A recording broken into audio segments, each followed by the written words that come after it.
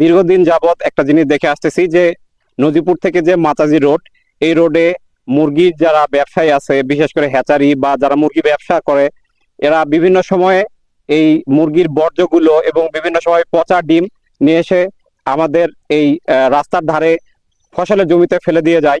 এবং এক্ষেত্রে আমরা দেখি যে অনেক সময় আমাদের ফসলের জমিরও বিভিন্ন রকম ক্ষয়ক্ষতি হয়। আমার দীর্ঘ প্রচেষ্টা, গ্রামবাসীরা অনেকদিন ধরে চেষ্টা করেছি তাদেরকে ধরার, আজকে ধরেছি। আমার জমি আছে রাস্তার ধারে, এরা পোল্ট্রি ফার্ম সব ময়লা আবর্জনা সব নিয়ে এসে রাস্তার ধারে ফেলে যায়। এর আগে আমরা হাতে নাতে ধরলেও তারা বিভিন্ন হুমকি ধামকি দিয়ে থানা থেকে ছাড়িয়ে আনছে বা আমাদের উপরও অনেক হুমকি ধামকি দিয়েছে।